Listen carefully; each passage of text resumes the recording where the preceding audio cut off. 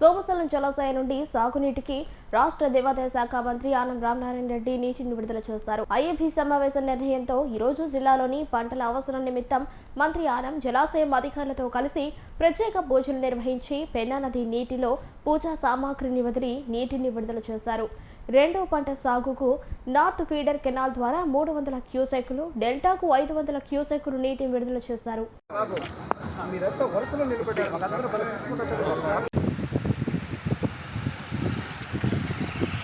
సోమశలం జలాశయం నుండి సాగునీటికి రాష్ట్ర దేవాదాయ శాఖ మంత్రి ఆనం రామనారాయణ రెడ్డి నీటిని విడుదల చేస్తారు. ఐఏబీ సమావేశం నిర్ణయంతో ఈ రోజు జిల్లాలోని పంటల అవసరం నిమిత్తం మంత్రి ఆనం జలాశయం అధికారులతో కలిసి ప్రత్యేక పూజలు నిర్వహించి పెన్నా నది నీటిలో పూజా సామాగ్రిని వదిలి నీటిని విడుదల చేశారు.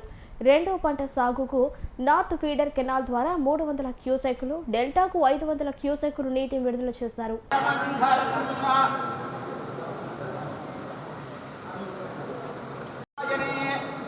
వెంకటనివాసాయ శ్రీనివాసాయ మంగళం బృహస్పతిః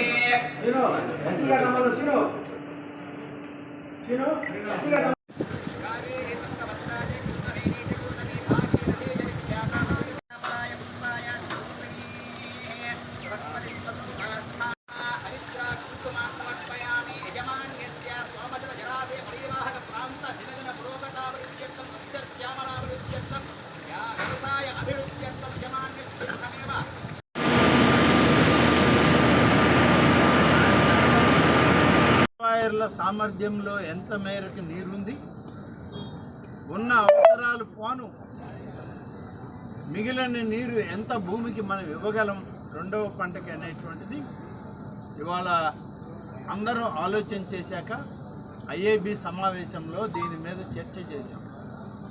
చర్చ చేసిన సందర్భంలో రెండవ పంట ఇవ్వడానికి అభ్యంతరం లేదు. దాదాపుగా ఆ సమావేశం జరిగే రోజుకి 52.5 టీఎంసీల నీరు సోమశిల ప్రాజెక్టులో ఉంది.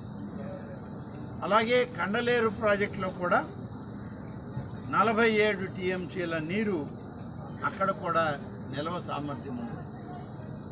గత సంవత్సరం మొదటి పంటకి నీళ్లు విడుదల చేసే సందర్భంలో చాలా క్రమశిక్షణతో నీటి వృధా లేకుండా వర్షాలు పడినప్పుడు ప్రాజెక్టులో నీటిని నిల్వ చేయడం, అవసరమైనప్పుడు నీటిని విడుదల చేయడం చేసినటువంటి ఒక మంచి ప్రక్రియ వల్ల ఇవాళ ఇంత నీరు మళ్ళీ దాదాపుగా 100 టీఎంసీల నీరు ఇవాళ మన జిల్లాలో నిలుపుకోగలిగాం.